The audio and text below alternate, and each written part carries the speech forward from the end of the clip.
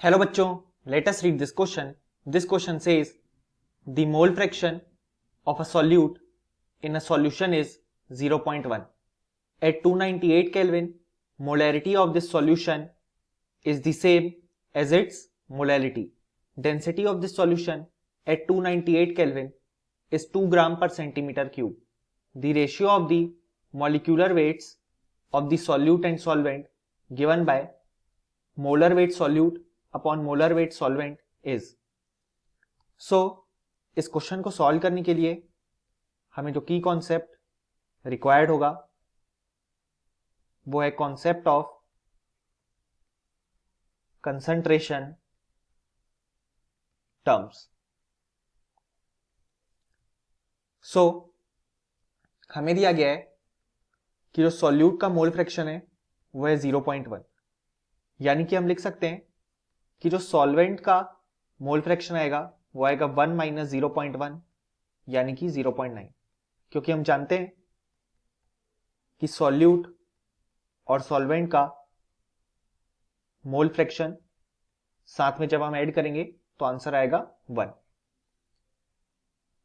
सो अब हमारे क्वेश्चन में एक कंडीशन दी गई है कि मोलैरिटी जो है सॉल्यूशन की वो मोलैरिटी के बराबर है, यानी कि सबसे पहले तो हम मोलैरिटी का एक्सप्रेशन फाइंड आउट करेंगे एंड देन मोलैरिटी का, और फिर दोनों को इक्वेट कर देंगे।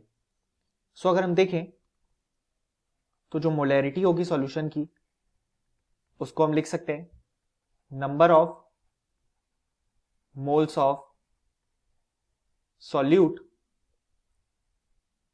Upon volume of solution in litre.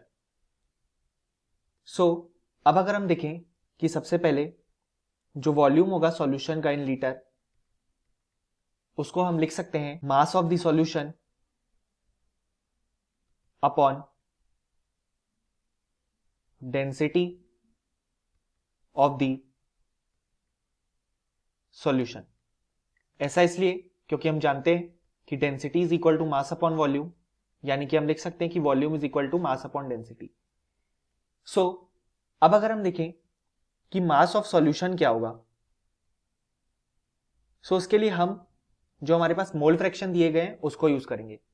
हम देख सकते हैं कि हमारे पास सॉल्यूट का मोल फ्रैक्शन है 0.1 और सॉल्वेंट का है 0.9, यानी कि मास ऑफ सॉल्यूशन को हम लिख सकते हैं 0.1 multiplied by molecular weight of solute plus 0.9 multiplied by molecular weight of solvent. ऐसा इसलिए क्योंकि मोल फ्रैक्शन ये हमें बता रहा है कि उस पूरे पार्ट में 0.1 मोल्स सॉल्यूट के प्रेजेंट है और 0.9 सॉल्वेंट के प्रेजेंट है। अगर हम टोटल की बात करें तो हम जानते हैं कि अगर हम उसे मॉलिक्यूलर वेट से मल्टीप्लाई कर देंगे तो हमें गिवन मास मिल जाएगा। सो यानी हमें मास ऑफ सॉल्यूशन मिल गया और डेंसिटी हमें ऑलरेडी गिवन है जो कि है 2 ग्राम पर सेंटीमीटर क्यूब, यानी कि हम लिख सकते हैं कि डेंसिटी इज इक्वल टू 2 ग्राम पर सेंटीमीटर क्यूब। अब अगर हम इन सबको पुट करें तो हम लिख सकते हैं कि वॉल्यूम इन लीटर हो जाएगा 0.1 multiplied by molar weight solute plus 0.9 multiplied by molar weight solvent upon 2 ग्राम पर सेंटीमीटर क्यूब। सो ये आया हमारे वॉल्यूम का एक्सप्रेशन, लेकिन इस वॉल्यूम में हम देख सकते हैं कि जो यूनिट आएगी वो आएगी सेंटीमीटर क्यूब की, लेकिन हमें आंसर चाहिए लीटर में। सो हम जानते हैं कि 1 लीटर में 1000 सेंटीमीटर क्यूब प्रेजेंट होते हैं, यानी कि 1 सेंटीमीटर क्यूब में 1/1000 लीटर प्रेजेंट होंगे। सो हम वॉल्यूम ऑफ सॉल्यूशन लिख सकते हैं 0.1 multiplied by molar weight solute plus 0.9 multiplied by molecular weight solvent upon 2 into 1000 litre.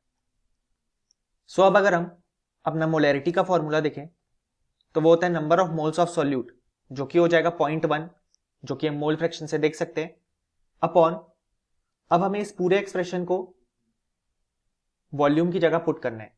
So put करने के बाद हम देख सकते हैं कि ये जो डिनोमिनेटर है वो ऊपर आ जाएगा और हमारे डिनोमिनेटर में रहेगा ये वाला एक्सप्रेशन, यानी कि हमें फाइनली मोलैरिटी का एक्सप्रेशन मिल चुका है। अब इसी तरीके से हम मोलैलिटी का एक्सप्रेशन फाइंड आउट करेंगे। अगर हम मोलैलिटी का एक्सप्रेशन देखें तो वो हो जाएगा number of moles of solute upon weight of solvent in kilogram. So जो number of moles of solute होंगे वो हो जाएंगे 0.1 और वेट ऑफ सॉल्वेंट हो जाएगा 0.9 multiplied by molecular weight of solvent. जैसा कि हम यहां पे देख सकते हैं, जब हम मास ऑफ सॉल्वेंट कैलकुलेट कर रहे थे तो हमने इसे यूज किया था। अब हमें इसे 1000 से डिवाइड करना पड़ेगा क्योंकि हम जानते हैं कि जो मॉलिक्यूलर वेट होता है वो ग्राम में होता है, यानी कि हमारा फाइनल एक्सप्रेशन आ जाएगा 0.1 into 1000 upon 0.9 into molecular weight of solvent. अब हमारे क्वेश्चन में दिया गया है कि जो मोलैरिटी है वो मोलैलिटी के इक्वल है, यानी कि हम लिख सकते हैं कि 0.1 multiplied by 2000 upon 0.1 molecular weight of solute plus 0.9 molecular weight of solvent is equal to 0.1 into 1000 upon 0.9 times molecular weight of solvent. So अब अगर हम इस इक्वेशन को सॉल्व करें तो हम देख सकते हैं यहाँ पे 0.1 कैंसिल आउट हो जाएंगे और यहाँ पे 1 और यहाँ पे 2 बचेगा।